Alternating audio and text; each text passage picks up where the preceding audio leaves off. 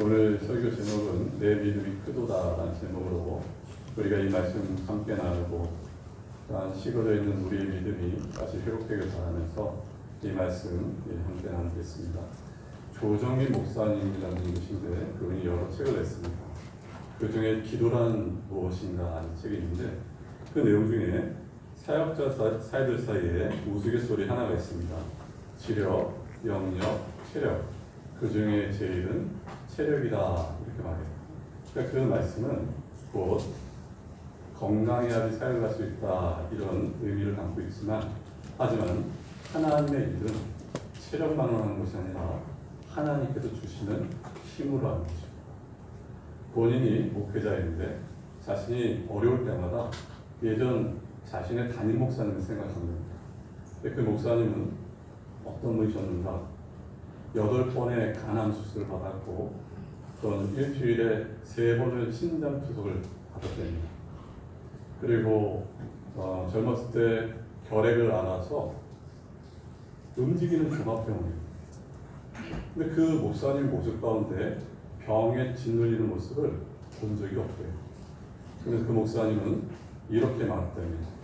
내가 몸이 아프고 병이 들다 보니까 하나님 앞에서 겸손할 수밖에 없고 그리고 지금 행해지는 모든 일들이 하나님이 하신다는 것을 인정할 수밖에 없음을 고백하는 내용이었습니다. 모든 종교는 수행과 기도로 내공을 기도라고 말하고 또 기도를 통해서 자기 극대화임을 보게 됩니다. 그들은 말합니다. 사고가 믿음, 긍정의 힘이 믿음은 아닙니다. 믿음은 믿음의 대상에서 비롯되기 때문이죠. 긍정의 힘은 스스로에게 있지만 믿음은 하나님이 주셔야만 되는 것이 믿음입니다. 오늘 하나님께서 우리에게 믿음을 원하셔요. 그 믿음은 어떤 믿음입니까? 우리 자신을 하나님께 드리기를 원하시는 것이죠. 우리가 성경을 읽다 보면 믿음이 적은 자요, 믿음이 큰 자요 나오는데 믿음이 작다는 얘기는 어떤 의미일까? 믿음이 작다는 것은 여전히 내 힘으로 뭔가를 할 수 있다 생각된 것은 믿음이 작은 것입니다. 그렇다면 믿음이 크다는 것은 어떤 것일까? 나는 할 수 없고 하나님이 하실 수 있습니다. 그분께 맡기는 것이 믿음이 큰 믿음인 것이죠. 우리가 마태복음을 보면은 예수님께서 믿음이 크다 칭찬했던 사람이 두 사람 나옵니다. 한 사람은 마태복음 8장의 백부장입니다. 이 백부장의 하인이 병들었다 할 때 예수께서 그 하인의 그 백부장 집에 가려 하실 때 이 백부장이 만류하죠. 저도 남의 수하에 있습니다. 그리고 저도 제 밑에도 수하가 있습니다. 그들에게 이더러 가라면 가고 저더러 가라면 옵니다. 종들에게 일을 시키면 합니다. 그런데 당신께서 주님께서 우리 집에 오심을 저는 감당치 못하겠나이다. 주님은 우리 왕이십니다. 우리 주인이십니다. 말씀만으로도 제 하인의 병이 낫겠나이다. 그때 예수께서 말씀하신 게 뭡니까? 이스라엘에서 이만한 믿음을 보지 못하였다 말씀하셔요. 또 한 명의 칭찬받은 자가 누군가? 오늘 이 본문에 가나안 여인이었어요. 이 여인에게 내 믿음이 크도다 칭찬하시죠. 우리가 생각할 때 이 백부장과 이 가나안 여인은 공통점이 있는데 둘 다 이방인입니다. 마태복음은 유대인들을 향해서 쓰여진 책이 바로 마태복음인데 한마디로 유대인들의 믿음이 없음을 질책하고 계신 것이 예수님의 모습인 것이죠.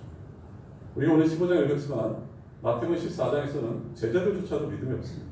오병이어 사건 이후에 예수께서 한적한 곳에 기도하러 가시고 또한 그들이 큰 배 가운데 비바람을 만나자 거의 죽게 되었을 때 예수께서 물 위로 걸어가시죠. 그때 제자들이 외칩니다. 유령이다. 예수님 나다 두려워하지 말라 말씀하시죠. 베드로 말합니다. 주님이시거든 제가 걸어가겠나이다. 걸어오라. 근데 이 베드로가 예수님 바라보고 걷다가 바람과 물결을 볼 때 물에 빠집니다.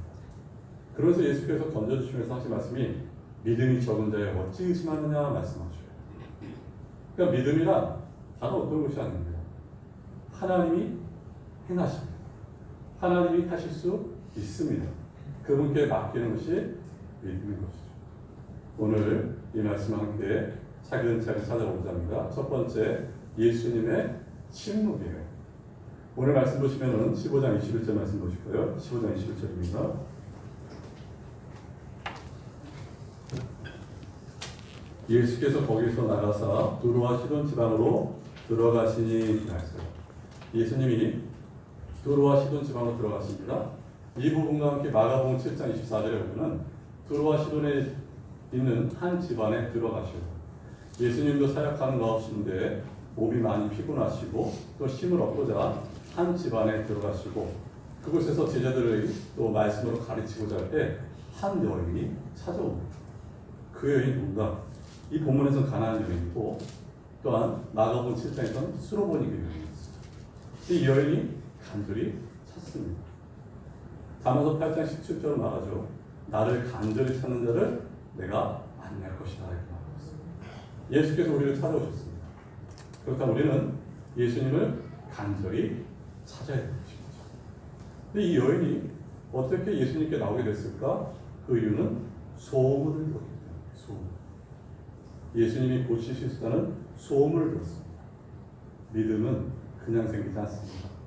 로마서 10장 17절 말씀처럼 믿음은 들음에서 나며 들음은 그리스도의 말씀으로 말미암느니라 라는 것처럼 바로 그 말씀을 들을 때 믿음이 생기는 것이죠. 여러분, 저와 여러분 그 소문을 듣고 믿음이 생기는 것입니다. 하지만 지금도 여전히 그 소문을 듣고 계십니까? 예수님의 말씀을 듣고 계십니까? 우리가 믿음이 자라나기 위해서는 끊임없이 이 말씀을 들으셔야 되는 것이죠. 이 여인은 예수님께 찾아나왔을 때 다른 이유가 아니었어요. 왜 이 여인이 더 찾아나온 이유는 바로 그 다음에 22절 말씀 나왔죠. 22절입니다. 가난한 여자 하나가 그 지경에서 나와서 소리지르되 이르되 주 다윗의 자손이여 나를 불쌍히 여기소서 내 딸이 흉악하게 귀신 들렸나이다 하되 그날했어요. 이 여인이 예수님을 찾아온 목적은 다른 어떤 것이 아니라 자신에게 딸이 있는데 그 딸이 병이 들었는데 병이 들을 뿐만 아니라 귀신 들렸습니다. 그 어머니의 마음이 얼마나 미어지겠습니까? 고통받는 딸을 볼 때 그 마음이 얼마나 아프겠습니까? 마치 하루하루가 지옥 같았을 것이에요. 수많은 명의를 찾아갔지만 고쳐주지 못하고 좋은 약을 다 써봤지만 고쳐주지 못하고 그럴 가운데 예수님의 소문을 듣습니다. 예수님은 병든 자, 귀신 들린 자, 안 못 보는 자, 못 듣는 자를 고치시는 주님의 소문을 듣고 내 딸을 고치실 수 있다는 믿음을 가지고 그가 나음을 보게 되는 것이죠. 그가 다음같이 말합니다.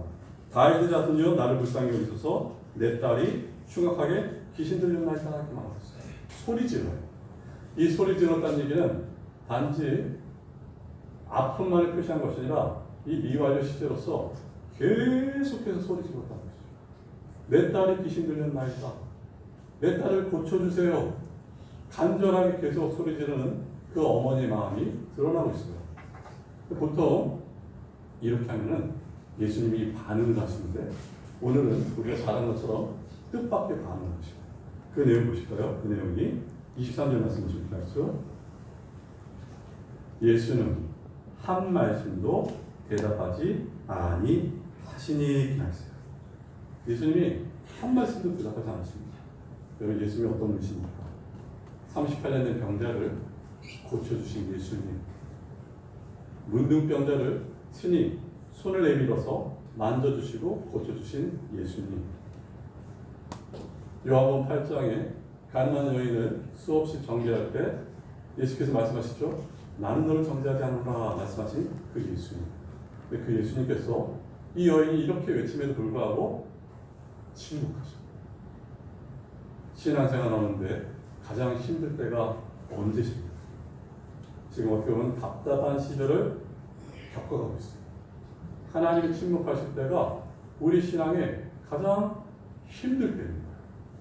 아무리 기도하고 아무리 외쳐도 간절히 찾고 아침 저녁으로 하나님께 기도 제목을 가지고 말씀드려도 응답하지 않으시고 침묵하신 하나님을 뵐 때 우리 신앙은 참으로 어려움을 느낄 때가 있음을 보게 됩니다.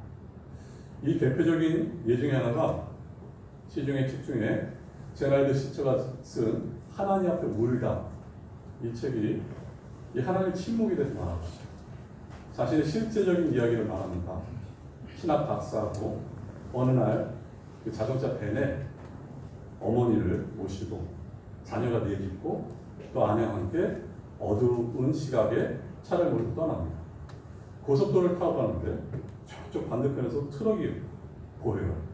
이 트럭이 속도가 굉장히 붙은 걸 보게 되는데 그 문제는 이 트럭이 중앙선을 침범하고 자기가 뭐 밴하고 부딪힙니다. 순간적으로 아찔하고 정신이 들었어요. 눈을 떠보니까 어머니와 4살 된 막내딸과 자기 아내가 뒤엉켜 있는데 의식이 없어요. 그 자리에서 죽었어요. 나머지 3 아이들, 그 아이들은 큰 공포 가운데 있고 그 아이들을 겨우 창문을 깨고 끄집어냅니다. 그 순간 영원히 잊지 못한 큰 상처가 그에게 다가옴을 보게 되죠. 상처와 트라우마. 여러분 이것을 어떻게 감당할 수가 있겠습니까? 몇 초 전에만 해도 어머니가 계셨고 사랑하는 아내가 있었고 한없이 귀여운 막내딸이 있었는데 몇 초 사이에 이루어진 거죠. 그게 너무나 심정이 찾아와요. 생각하면 생각할수록 너무나 끔찍한 그 내용입니다. 하지만 이 책의 내용 가운데 상처와 트라우마를 극복하겠습니다. 수없는 불경한 생각들, 하나님에 대한 원망, 불평, 낙심, 좌절, 우울감. 하지만 이 모든 단계를 거치면서 그들이 이렇게 말합니다. 나는 그때 침묵하신 하나님을 더욱더 신뢰하고 됐다. 나는 상처와 트라우마로 굴복당한 자가 아니라 나는 하나님께 굴복당하기로 했다. 이 내용이 바로 이 책의 내용입니다. 하나님은 침묵하실 때가 있어요. 우리가 간절히 간구했으나 하나님은 여전히 침묵하십니다. 아무 대답도 하시지 않을 때가 있습니다. 기다리라는 말씀이라도 해주시면 좋으련만 그마저도 하시지 않습니다. 그럴 때 우리는 하나님 내게 주신 은혜가 없는 건가 하며 절망하고 다른 사람들의 기도에는 곧잘 응답하신 하나님이 왜 나한테만 침묵하신지 도무지 이해할 수가 없습니다. 그러나 예수님의 침묵의 시간은 이 여인의 믿음을 시험하기 위함입니다. 그리고 기억하십시오. 하나님의 은혜는 마르지 않습니다. 하나님의 침묵은 우리가 생각하고 기대하는 것보다 더 큰 은혜를 주기 위한 하나님의 계획임을 믿으셔야 합니다. 우리의 믿음의 선배들도 하나님의 침묵을 경험하셨어요. 아브라함이 창세기 16장에서도 그가 하갈을 통해서 이스마엘을 얻고 나서 86세 때 하지만 13년을 침묵하시고 창세기 17장에 하나님께서 나타나셔서 나는 완전한 전능하신 하나님이라 말하고 너는 내 앞에 완전하고 말씀하신 하나님이시고 우리가 잘 아는 요셉도 17세에 노예로 팔려와서 30세에 총리가 됩니다. 13년의 어떻게 보면 침묵의 시간이 있어요. 그리고 우리가 잘 아는 다윗 이렇게 고백하고 있습니다. 시편 13편 1절을 말하고 있습니다. 여호와여 어느 때까지니까 나를 영원히 잊으시나이까 주의 얼굴을 나에게서 어느 때까지 숨기시겠나이까 이렇게 말하고 있습니다. 그런 다윗이 굉장히 큰 고난 가운데 있습니다. 어려움에 빠졌어요. 탈진하고 있어요. 왜냐하면 하나님이 침묵하시기 때문에 하나님의 얼굴을 나타내지 않으십니다. 마치 나를 내모르신 것처럼 그리고 무시하고 멀리하고 못 본 채 합니다. 원수들의 기세는 점점 등등하지만 하나님은 여전히 침묵하셔요. 그럴 때 다윗은 기도합니다. 저의 눈을 열어주십시오. 안 그러면 제가 사망의 잠에 잘까 두렵사오니 나의 눈을 열어달라는 것이죠. 시편 13편 5절에 단전이 일어나죠. 그러나 하면서 내가 여호와를 의지하고 그 사랑을 깨닫는데 거기서 말하는 그 사랑이란 헤세드의 사랑이에요. 변치 않고 포기하지 않고 실패하지 않고 실수하지 않는 하나님의 사랑을 다윗이 깨닫게 되고 나를 향해서 너그럽게 넉넉하게 후대하신 하나님을 발견하게 됩니다. 하나님은 침묵하시는 것처럼 보이지만 여전히 그분은 우리를 향해 계획을 가지시고 일하고 계십니다. 예수님께서 십자가에서 죽으실 때도 하나님은 침묵하셨어요. 나의 하나님, 나의 하나님 어찌하여 나를 버리시나이까? 그 외침 가운데 하나님은 침묵하셨습니다. 성자 하나님에 대한 사랑이 식어서 침묵하셨을까? 그것이 아니라 그 침묵 이후에 우리에게 주실 큰 은혜가 담겨져 있기 때문에 하나님의 침묵으로 우리가 생명을 얻게 되었습니다. 예수 그리스도의 십자가의 죽으심으로 우리는 영생을 누리게 된 것입니다. 하나님은 지금도 임하십니다. 구약의 마지막과 신약의 그 차이 400년간 침묵하시는 것처럼 보이지만 하나님은 졸지도 주무시지도 않냐고 일하시는 하나님이십니다. 여러분, 하나님이 우리의 기도에 곧바로 응답하시지 않더라도 어쩌면 일평생 응답하시지 않더라도 하나님의 은혜는 메마르지 않냐고 식지 않음을 기억하셔야 됩니다.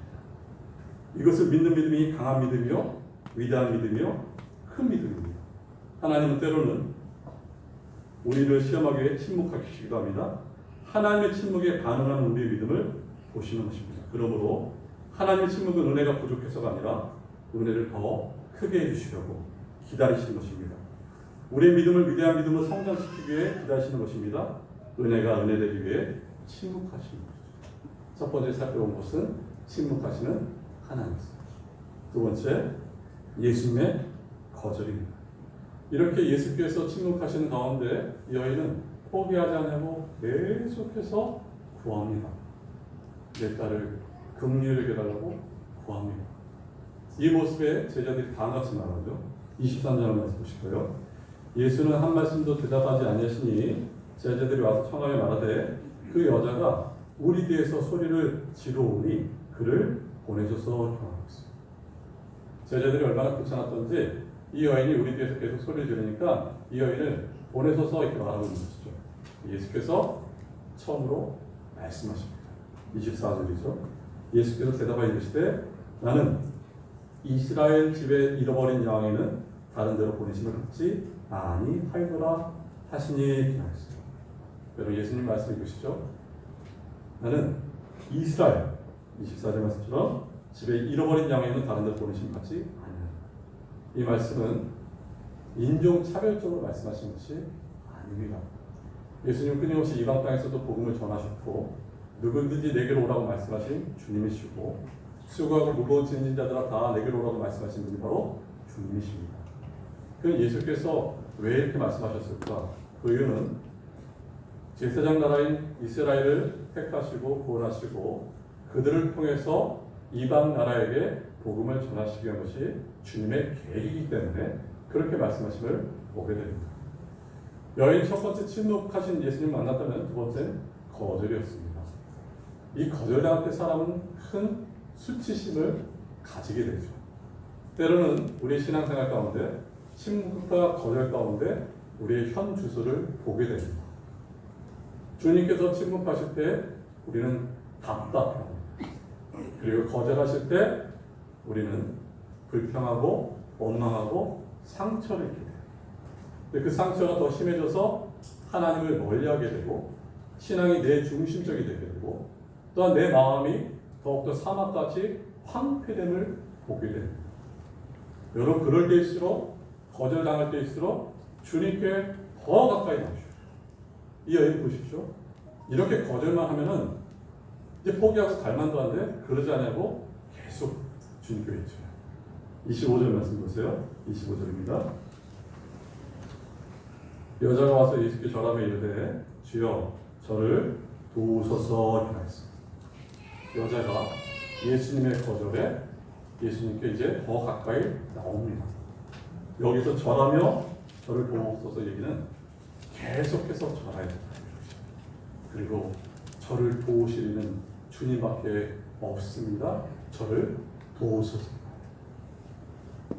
여기서 예수님께서 더 큰 거절을 말씀하십니다.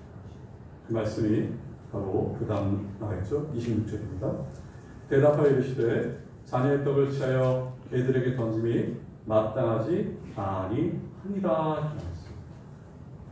그리고 굉장히 심각한 거절이고 모욕감. 그래, 떡이 있다 하자. 이 떡을 가지고 자녀에게 주지 개에게 줄 부모가 어디 있겠느냐.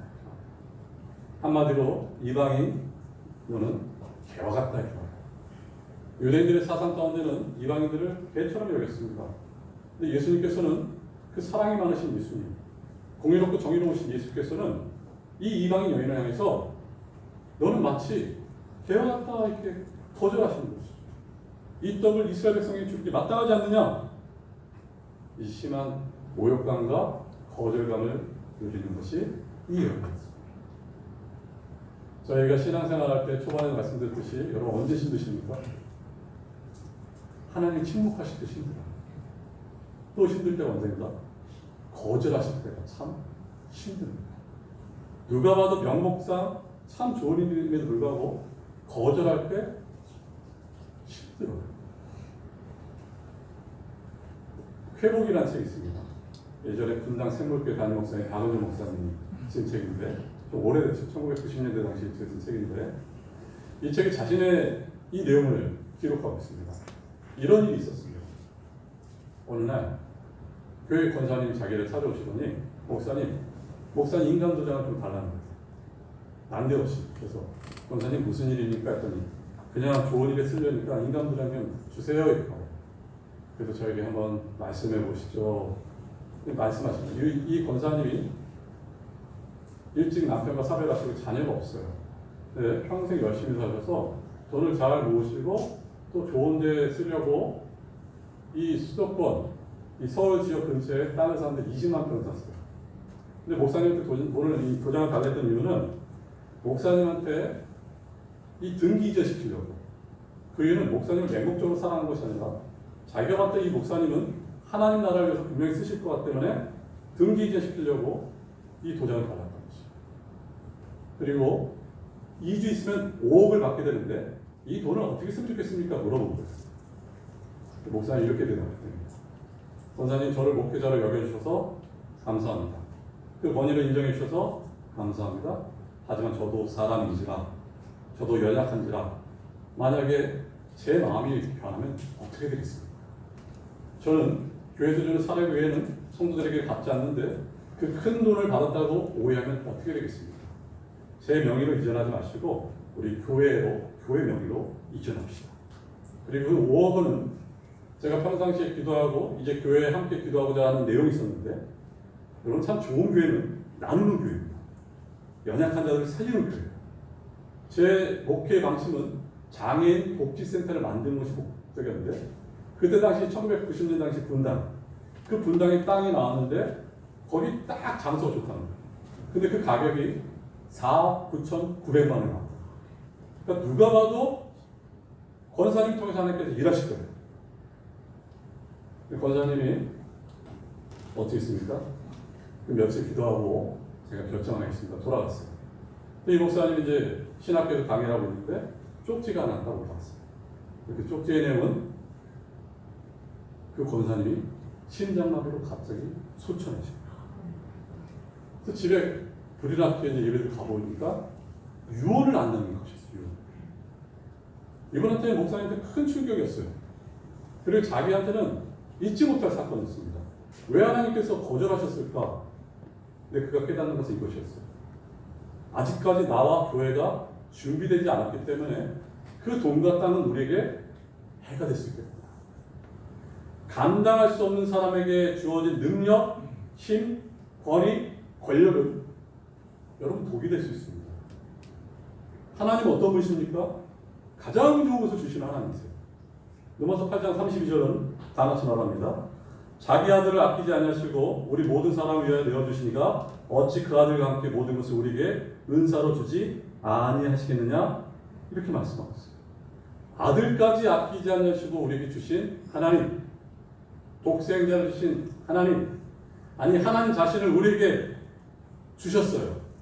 근데 뭘 더 아끼겠습니까? 근데 우리는 이런 궁금증이 있죠. 지금 그것이 필요한데 왜 안 주십니까?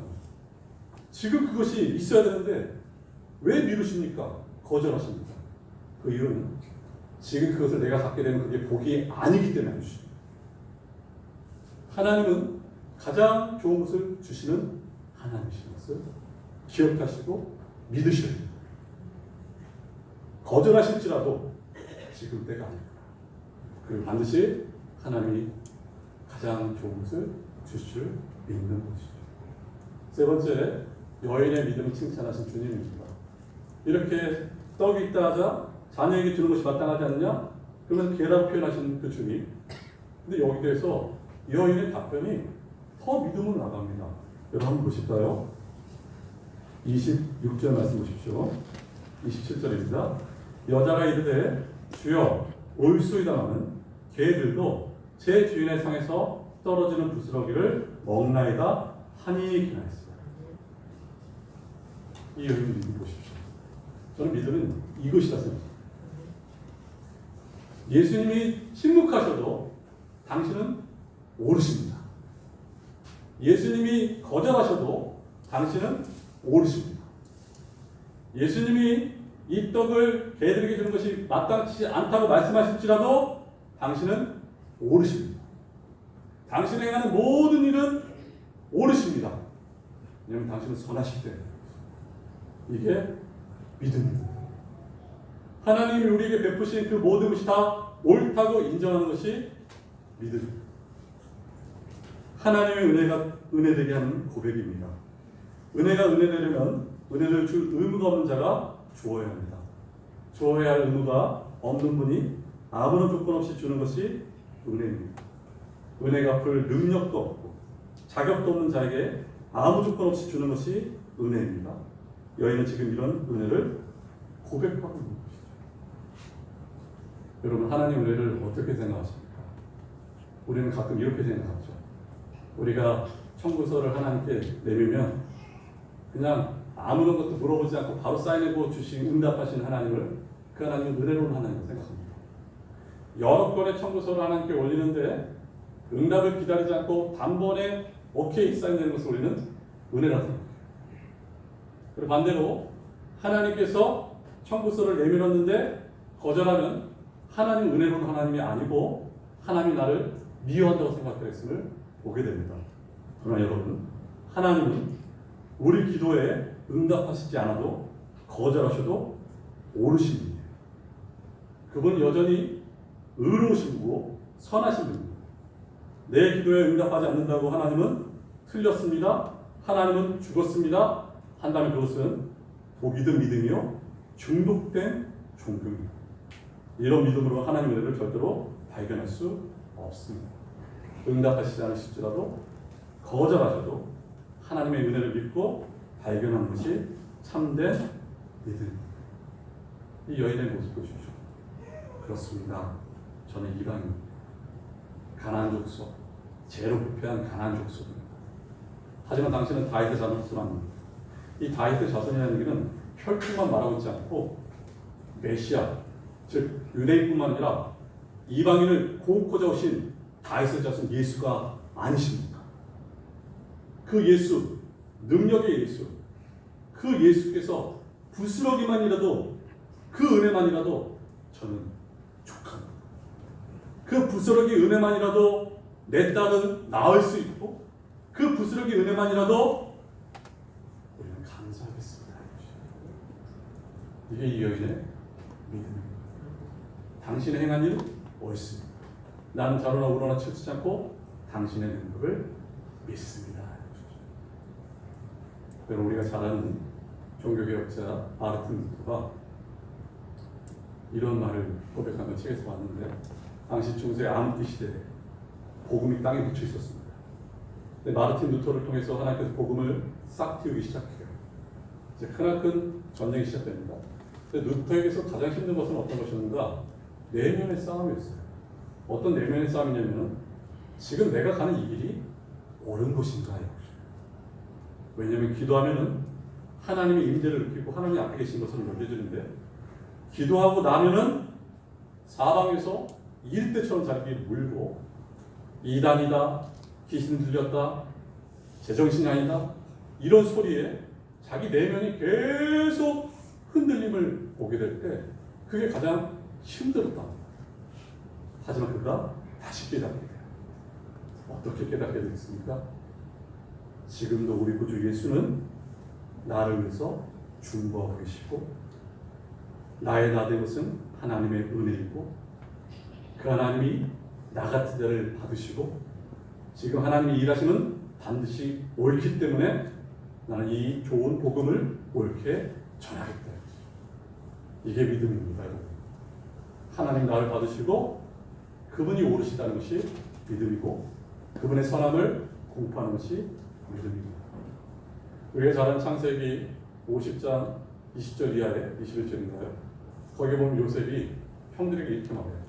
야곱이 직접 형들이 크게 두려울 떨 때 요셉이 자기 일생에서 전체 핵심적인 말을 합니다. 당신들은 나를 해하려 했지만 하나님 그 해를 선으로 바꾸신 하나님이시고 이 많은 백성을 살리신 이가 바로 하나님이다.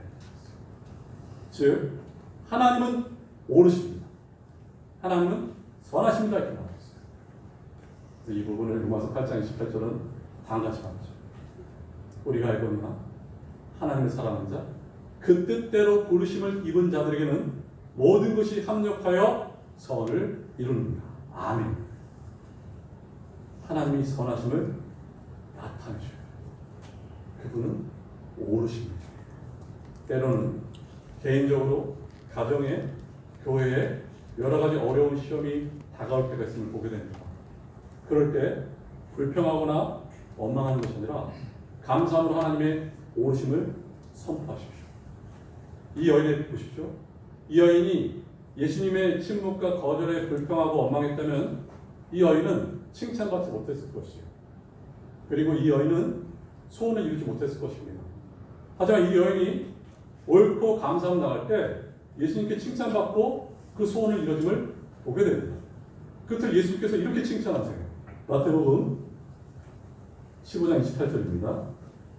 이에 예수께서 대답하여 이르시되 여자여 내 믿음이 크도다 내 소원대로 되리라 하시니 그때로부터 그의 딸이 나으니라. 내 믿음이 크도다 이렇게 나왔습니다. 예수님 보시기에 이 여인의 믿음이 얼마나 크겠습니까, 여러분? 수없이 침묵하시고 거절한 가운데서도 겸손하게 예수님을 향해서 당신은 옳습니다 외친 이 여인의 믿음. 지난주에 살펴본 것처럼 믿음과 기도가 일치한 것처럼 믿음과 겸손은 동행합니다. 믿음이 좋다는 것은 하나님 앞에 겸손한 자이고 사람 앞에도 겸손한 자가 믿음이 좋은 자입니다. 우리 오늘 이 말씀 한번 보십시오. 이 말씀을 보면서 우리가 돌이킬 걸 돌이키시오. 지금까지 내 중심적으로 사고했던 그 내용들 돌이키시오. 내 뜻에 하나님 뜻을 맞추려 했던 그 믿음의 자세들 돌이키셔야 돼요. 하나님께 예배 드리는데 그 예배가 얼마나 소중합니까? 하지만 마음에서 사랑 없이 드리는 그 예배들, 하나님 생각 없이 내 중심적으로 드려진 헌신과 봉사들, 그걸 믿음으로 착각했던 것 회개해야 됩니다. 믿음이란 어떤 것일까? 그분이 거절하시고 그분이 침묵하셔도 그분이 나에게 모욕을 하셔도 끊임없이 외치는 것이죠. 하나님이 행하시는 옳습니다. 나는 못합니다. 그러나 하나님은 하십니다. 이게 바로 믿음입니다. 이 어려운 시절 가운데 여러분들은 하나님의 자녀들입니다. 아들까지 아끼지 않고 생명을 얻게 되는 분들이 여러분입니다. 하나님께서 우리에게 원하시는 것은 무엇이겠습니까? 어떤 상황 가운데 있을지라도 이렇게 표현하세요. 하나님은 우리가 표현한 걸 너무 좋았어요. 감사합니다. 하나님 오르세요. 지금 이해가 되지 않을지라도 침묵하셔도 오르시고 내 기도가 응답되지 않고 거절당해도 오르시고 나를 무시하고 모욕하셔도 하나님 오르십니다. 왜냐하면 당신 나를 끝까지 사랑하시기 때문입니다. 이 믿음이 회복되길 바라면서 우리 시간에 함께 통성으로 잠시 기도하겠습니다. 말씀 생각하면서 기도합니다. 간주해 주시고 하나님, 우리가 때로는 하나님 침묵하신 하나님 만날 때도 있고, 또한 거절하신 하나님 만날 때도 있고, 또한 여러 가지 거절에 더딥혀져서 우리 마음이 심히 위축될 때도 있으면 보게 됩니다. 그럴 때 상처와 다른 것에 굴복당하는 것이 아니라 하나님을 더욱더 경외하고 하나님께 굴복당하는 우리가 되게 하시고, 모든 일에 하나님의 옳습니다, 그분을 인정하는 우리 신앙이 되기 원합니다. 우리 이 시간에 잠시 함께 기도하겠습니다. 하나님 아버지 감사합니다. 주님을 바라는 저희가 되었습니다. 하나님 아버지 우리의 믿음이 회복되기를 간절히 바라고 합니다. 때로는 지금까지 하나님을 보게 됩니다. 하나님 여전히 주목하신 주님, 또 거절하시는 주님을 보게 됩니다. 하나님 저를 자녀에게 있는 것이 마땅하지 않나, 계획에 있는 것이 마땅하지 않나 거절하시는 주님을 보게 됩니다. 그럴 때일수록 하나님 아버지 끊임없이 하나님 겸손하게 믿음으로 나가는 저에게 되게 하시고, 그런 성도님들 되길 간절히 바랍니다. 참으로 어려운 시기를 겪고 있습니다. 하나님 살아계십니까? 하나님 정말 어디 계십니까? 이런 울부짖게 상황 가운데 있습니다. 그렇지라도 하나님 이 어린의 그릇처럼 하나님을 모르십니다. 침묵하실 도 모르시고 거절하셔도 모르시고 하나님의 가신 모든 일을 모르십니다. 하나님 우리에게 믿음을 다하여 간절히